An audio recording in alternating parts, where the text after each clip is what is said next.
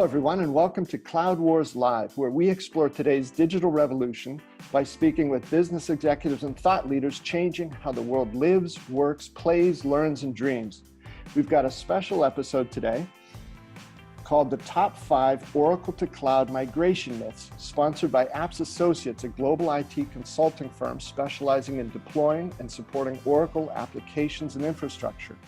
Our guests today are two executives from Apps Associates, Bill Saltese, who's Senior Vice President of Alliances, and Paul Vian, who's Senior Vice President of Sales and Marketing. Bill and Paul, thanks for joining us on Cloud Wars Live, and thanks for sponsoring this episode. Thank you, Bob. Appreciate the opportunity to be here. So, gentlemen, before we dig into those top 5 myths about the Oracle to cloud migration, let me just quickly set the stage for why it's so essential today that businesses be able to tap into the power of the cloud to keep up with what's going on in this digital economy. As we all know, we've seen across every industry this rapid and profound shift where the balance of power has gone from where it used to be with the sellers over now to the buyers. And in that circumstance, for businesses to keep up, they've got to redo everything they've got across the board, their processes, their people, their policies, their technology, to try to keep pace with customers and do business the way the customers want them to do business. And all of that is fantastic, except the traditional applications that most businesses have were just never built to handle all these newfangled things from today, right? With social, AI, mobile, digital, data-driven, customer-centric, real-time analytics, and always-on operations. Conversely, the cloud technology that's available now, including SaaS, was specifically made to handle these types of opportunities, and there can be great benefits for companies that want to choose to go from their traditional on-premises apps over to SaaS. But that transition can be tricky, which is the heart of the research that Apps Associates has done here. And a big thing that you've pointed out here is the cost involved, because companies that are running their enterprise applications have invested heavily in those traditional apps, not just in the original purpose and the deployment, but also in related customization to meet specific business process requirements and workflow. And those organizations are being very careful in how they consider their options to get to the cloud. And they're finding that if gaps exist in currently available SaaS applications relative to their requirements, or if the business leaders at those prospects find that they're just not certain about the functional fit, those leaders have been hesitating in making the commitment to the cloud. So in spite of the many potential benefits, these perceived risks, the 5 myths that you two are going to discuss today, are delaying the much needed move over to SaaS. So to cut through those myths, Apps Associates has done some wide-ranging research into those concerns and released a survey that outlines and ultimately debunks these top 5 myths about migrating on-premises Oracle apps over to the cloud. So today, our 2 guests, and again, that's Bill Saltese, Senior VP of Alliances, Paul Vian, Senior VP of Sales and Marketing, are going to outline the optimal journey from traditional Oracle applications over to the cloud. So Bill and Paul, the research that you did across more than 300 IT decision makers revealed deep concerns that they have about 5 things: license compliance, feasibility, cybersecurity, affordability, and a narrow range of options. So let's go over those one by one. First, license compliance. Paul, what's the story there? A lot of confusion out there at the moment around your own license. So we refer to that as bring your own license to the cloud, to a third-party cloud. If we look back at the survey data, 94% of those IT decision makers ranked license compliance as an important part of that consideration. Furthermore, 58% of those IT decision makers worried about moving those Oracle applications to the third-party cloud. And no wonder, there is a lot of confusion.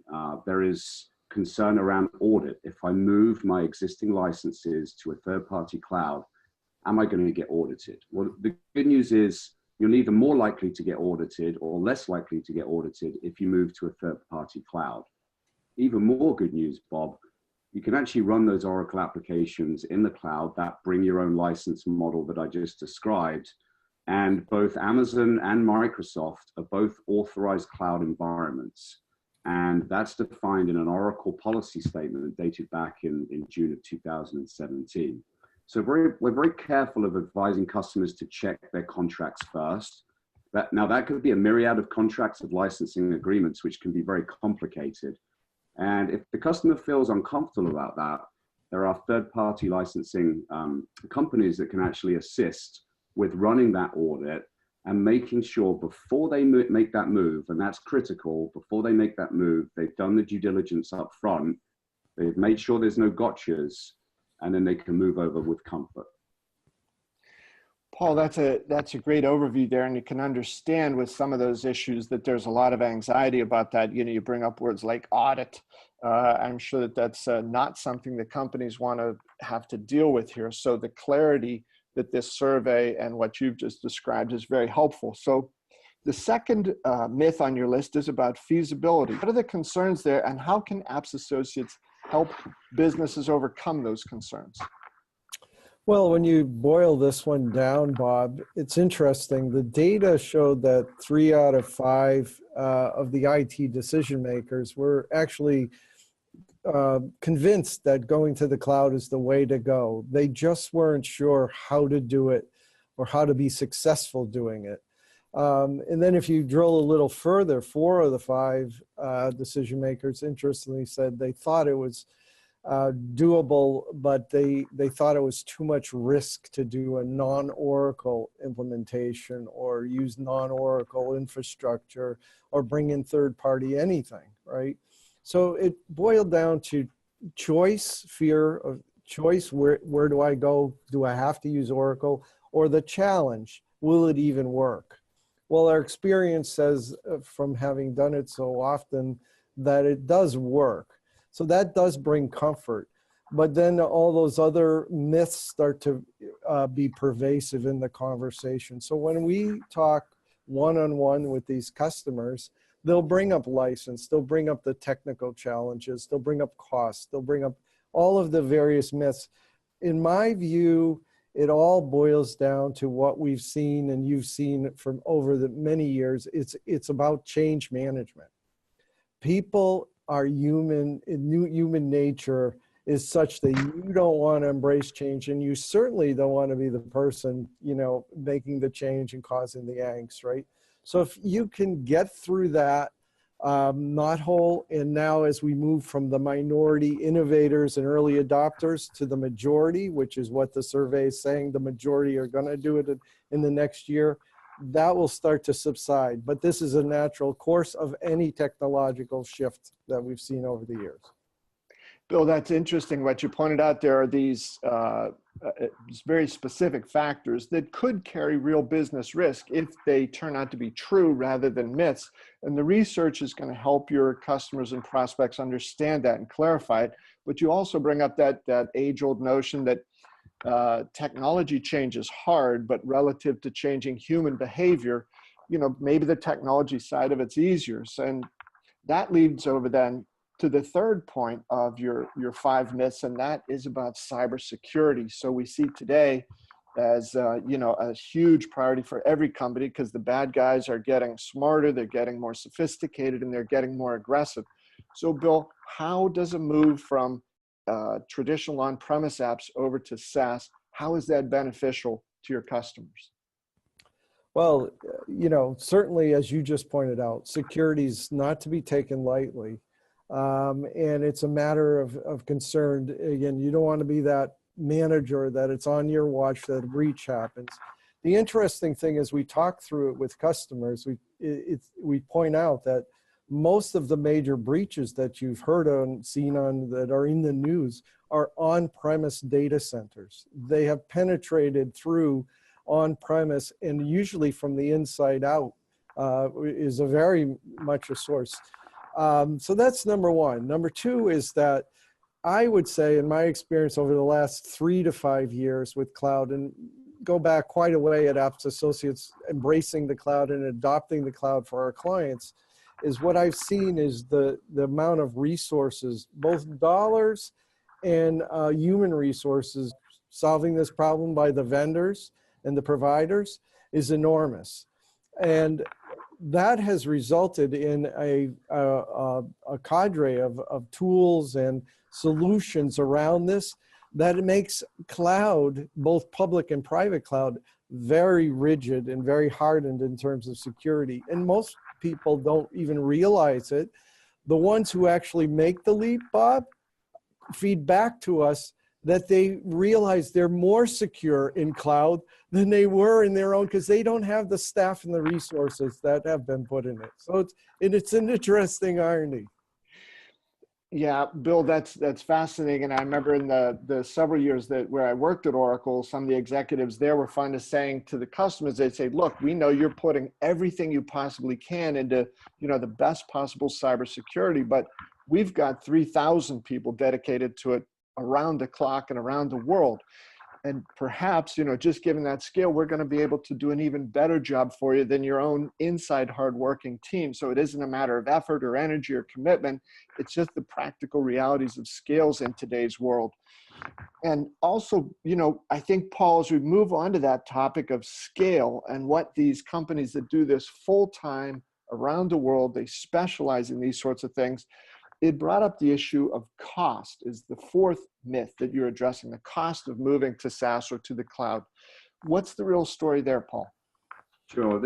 This one has continued over the past several years. If we look back at the statistics from the survey, 3 in 5 of those IT decision makers say if they have to move to the cloud, they have no way of controlling those costs. They're worried that it's going to spiral out of control, and they're shifting that budget from something that they're controlling much more specifically from a capital outlay.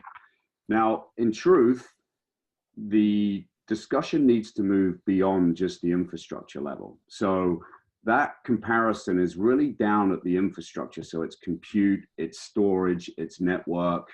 We're having these conversations around, what is the cent per gigabyte and what is the dollar per megabyte for IP bandwidth? And if you get involved in that level of conversation and that's where your concern is, you're not really going to be able to move beyond that. And really the main game changer for organizations is the total cost of ownership for the entire IT spend. So you've got to move further up the stack. You've got to look at shifting that view from the organization of the commodity, which is the infrastructure, to operate and run, which is essentially moving out and into innovation. And if you think about cloud computing in this day and age, especially with the mature providers, you think of an Amazon, for example, Amazon Web Services, all of those services that you can then enable. So we're talking about a lift and shift of those applications to the cloud, but then what can you do with them once you move through? Can you refactor into different parts of cloud computing, whether that be business intelligence or analytics or whatever it might be? You're essentially opening the door to a lot more, and you're enabling your staff to focus in on those core competencies, which is running your business and outsourcing that out into the cloud. Paul, those are great points about cost. I especially like the way that you got into that notion of not just limiting it to the one narrow slice here, but saying, how is this going to affect everything across the board? And in a similar fashion, I think it's also almost like those hidden costs. What are you giving up if you don't go in this direction? The innovation, that opportunity to move faster, to get more in sync with your customers along here, the opportunity costs can be staggering. So I think you've debunked that notion about the cost there quite nicely. So Paul, the last one on your list, and it's somewhat related, but there are some folks who feel that this move from traditional on-premise apps over to the cloud is going to limit their number of options. Do you see that as a viable concern? I don't know. I actually think it expands the options that you have. And Bob, you mentioned SaaS at the beginning of this podcast, and I'll come on to that in a minute. And I think the challenge is that the initial myths that we discussed, it's just how do I get to the cloud? So we're debunking those. So let's just say it's table stakes now. You can get to the cloud. What are my options then? So I've got a private cloud, I've got a public cloud, I've got SaaS, or I've got a hybrid or a multi-cloud option. And I think the last point is really where we're seeing people get to, right? I'm moving from my on-premise potential internal data center, and I'm moving out to the cloud. It doesn't have to be a one and all or a one and done. It could be a mixture of those different cloud environments. as you get on that journey, and that's essentially what we're enabling our customers to do across those different cloud architectures. If we look at SaaS specifically, SaaS is great. We've seen it work and it's worked well. But if you've been running these applications that are very heavily customized over many, many years, it's very difficult to get to SaaS without losing all of that. So we really look at it as a progressive journey. Let's get those applications that have been in the organization a long time, the back office ones, get them out to the cloud, and then potentially get on a journey to SaaS if that's where you need to get to. I think interestingly as well, the survey data showed 40% of those IT decision makers had elected private cloud if they were to move those legacy on-premise applications. 18% to SaaS, 17% to public, 23% have mentioned a combination of two or more of those cloud platforms. And we've seen over the years that close between private and public cloud. But still, if you're looking at those perhaps cloud regressive companies that are putting the initial toe in the water, 40% of them are still saying, I think private is probably my first step on that journey. And you know, that could be a very reasonable first approach for them. And I think, Paul, it's interesting that, you know, in a large sense, what you're describing here is nobody is going to say in, you know, 6 or 12 months, we're going to take everything we built up on premise over the last 30 years, and within the next year, we're going to push it all into the cloud. That's just not realistic. And Larry Ellison, the founder of Oracle, has talked about, you know, the decade of coexistence. So I think what you've just laid out there in that range of options is absolutely true. There's no point at which you say, well, I've done this, I can't go back, or I can't change, I can't modify, and, you know, move into the cloud at the pace that's appropriate for that business is the right way to go. And Bill and Paul, I think what you've both touched on here in addressing each of these 5 myths is really this large notion that while every major change in technology that has happened over the last 30 or 40 years can really be disruptive. And it's difficult for business people to understand all of that relative to some people who live it and breathe it every day in the tech industry. But right now, today, I think the overriding issue is if they are not willing to move into the cloud, they're going to find it harder and harder. And eventually, over a short period of time, it'll be impossible to keep up with their customers. So Bill and then Paul, if you could each offer a final bit of advice out there to the world about how to think about this move and how to make this move, what would you say? Well, there's a couple of things. One is I want to emphasize what both you and Paul just said, was that we often think, we go into accounts and people will talk about the revolution of that journey, the transformation, and they think it needs to be, but it's evolutionary. You actually might be going down multiple paths, sidestepping, and then moving forward, and then coming back and moving forward again. And that's okay. So you don't want to be the brick and mortar retailer sitting in your data center with no option. Even the brick and mortar has the multiple options and the hybrid options for their customers. So if you don't do it, competition will do it. And if you're going to do that, then just base the principles of embrace it, that change, plan it, execute it, and then govern it, and you'll be fine. Good words, Bill. I would just add to that, Bob, at this point, you don't have to do it alone. You know, that there's organizations out there that can not only help you migrate, but then also manage those environments moving forwards. And this is an astonishing amount, but 98% of those IT decision makers in the survey came out and said, if we knew somebody would help us do it and then do it with no issues, which of course is the holy grail, you know, manage it moving forwards, we would be much more likely to move to the cloud. That's a big number, Paul. Those people, that the industry is evolving. Yep, as Bill said, it's a very big number. The industry is evolving, it's fast pacing. People have already done it today and they've not looked back. So hopefully that helps cut through the confusion that's out there today. Bill, Paul, this has been great. You've really passed along some great information for people to think about. Everybody understands that these concerns they have are legitimate. It's just in the absence of some penetrating data that your survey of 300 IT decision makers helps to raise, it's going to be tough to know which way to go, but I hope that everybody will have a chance to look at those survey results, check in with you at Apps Associates and see about that. But thank you both very much for your ideas and insights today. Thank you, Bob. We appreciate it. Thank you, Bob. Appreciate the opportunity. I also want to thank Apps Associates for sponsoring today's episode, and to thank all of you in the audience for watching and hearing about some of these myths that perhaps should be, relegated to history, and look for a more data-based and reality-based opportunity to move forward into the cloud here. So thanks to everyone. This has been wonderful. Share your feedback with me, please. BobEvansPA@gmail.com. Bill and Paul, thanks again. We'll see you next time here at Cloud Wars Live.